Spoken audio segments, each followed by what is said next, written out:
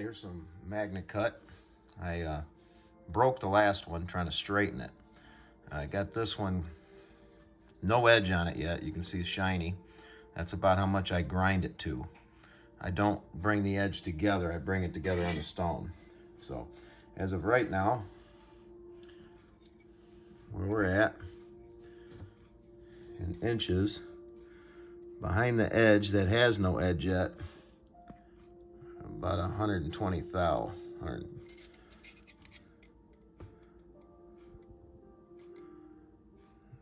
Somewhere around there.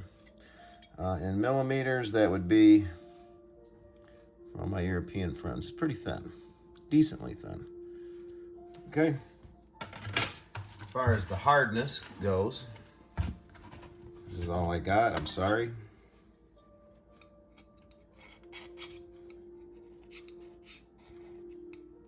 It does bite a little bit. It does leave little minor scratches. Here's the 60. The 60 doesn't do nothing. So it's in between 60 and 65. Since I did the recommended heat treat, I'm gonna guess the hardness is around the same. I didn't my dry ice and kerosene. I didn't do no liquid nitrogen. I don't have liquid nitrogen. This is a DMT coarse. I like to use a little mineral oil on my diamond stones. A lot of people don't do that. Actually, I don't see anyone doing that, but I don't know why. Look at that. It's already bringing up crap from the last stone. So this is where I'll put my initial edge.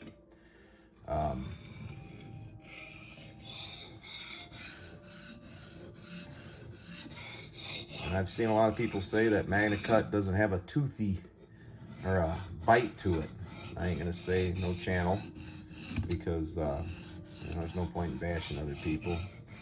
If they really believe that, then that's on them. But you know, I've had no problem sharpening MAGNACUT. I'm not trying to get a burr. I'm just trying to get the edges to meet and trying to get them to meet evenly. Then I'll lower the angle, thin it out behind the edge. After I thin out behind the edge, I'll raise the angle and then put about a 15 degree on the primary bevel. With how thin it is behind the edge, it should be a good cutter. The Rockwell and the probably 61 or so. But I'm already getting the edge. You can see the edge is already coming together. Okay, so I got a burr on both sides. All right. The burr's still on this side. So what I'm gonna do now, and you can see all the crap that's on the stone now. Now that the burr's on this side, I'm going to lightly try to remove it. A little bit in the back still. Very light pressure. Extremely light. And this is where people screw up, I think, is they put a burr on it and then they go both sides with the burr and then they just knock the burr off real quick. Kind of over aggressively knock the burr off. Lightly knock the burr off on this diamond stone. Okay, the burr rolled over a little bit. We're just going to chase it back and forth till it falls off nice and easy. Still on this side a little bit, but very light pressure. Raise the angle a little bit. There it is, it's still there. All right, it's gone on this side. A little bit in the front, a little bit in the back. The burr came back. All right, get rid of the front. Even strokes. All right, no burr, no burr. I'm just gonna make a couple extremely light passes just to see if this burr comes back at all and what side it comes back on.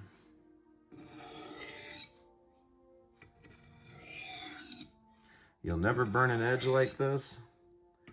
You know, before the edges meet, sand them. Put some sandpaper, sand it up to about 600 grit, make it nice. Then bring it together with the stones. even if you don't think you're burning an edge, if you put an edge on a knife from a belt sander, even a work sharp, microscopically, you are overheating the edge. So you're burning an edge. The paper wheel, I'm still up on that. I don't know. I mean, it's got compound on it. It is going at a high RPMs. So maybe the paper wheel microscopically, but I've never had edge retention issues with a paper wheel. I have with a belt. You know, and then you might not know it, but then you sharpen it by hand, and all of a sudden, whoosh, you got twice the edge retention. Same geometry, same edge.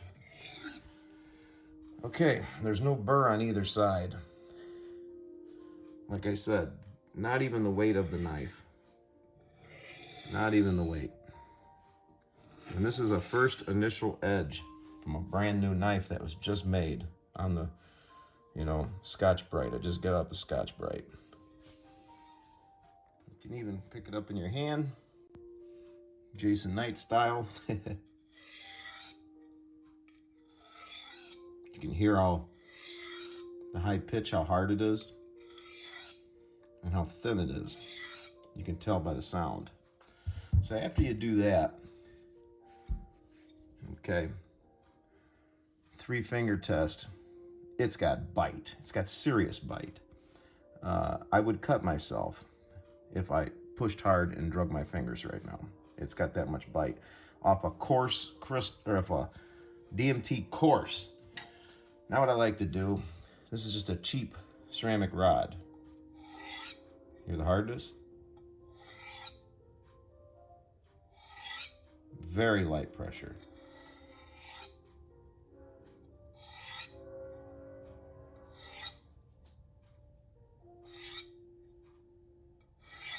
Very light strokes. Okay, after you do that, piece of cardboard, and hone it. Hone it on cardboard. You don't need a polished honed edge. You said there's no bite, so we want more bite. We'll use a rougher abrasive to hone it.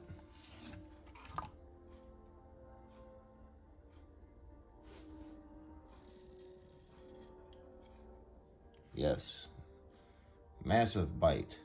So this is great steel. Super sharp. We're gonna do a edge stability test now. This is 1-inch Sissel rope.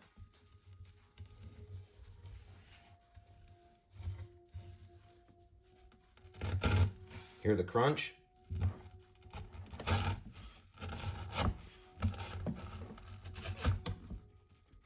That's 1, 2, 3 passes, 1-inch rope. Listen at the crunch.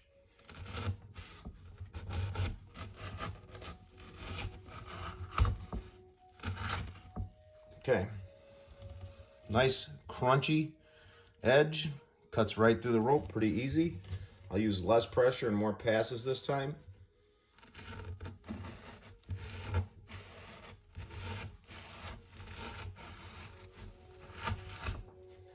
It's a good cutting knife, and it's sharp.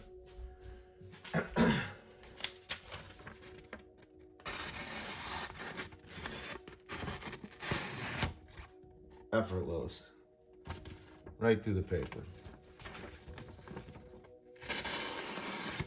Very effortless. Okay. Off a coarse DMT. I don't even know how coarse a coarse DMT is. Now, let's check some edge stability. Thin edge like this.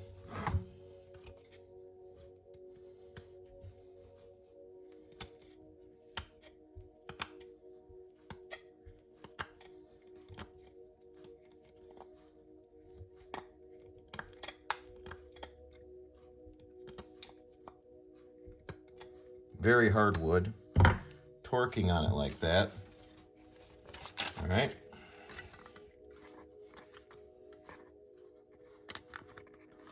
Let's get this camera. Still like butter. Now the MAGNACUT, last time I did this test, it kind of compromised the edge, and it was simply because the edge wasn't sharp. Now that the edge is sharp, it's going to blow through the 1-inch Sissel rope, ironwood, and still nasty sharp, extremely sharp, off a coarse DMT. So simple as that, folks. MAGNACUT has plenty of bite, gets extremely sharp. Anything that is this hard, this thin, with a super fine grain structure, like this is the finest grain structure I've ever seen in a steel. Recommended heat treat, so you could take it even harder and thinner. I don't have the balls to take it thinner. It's as thin as I like to take it. One day, I'm a late bloomer, man, slow learner. But when I get it, I get it. All right, thanks for watching. Bye.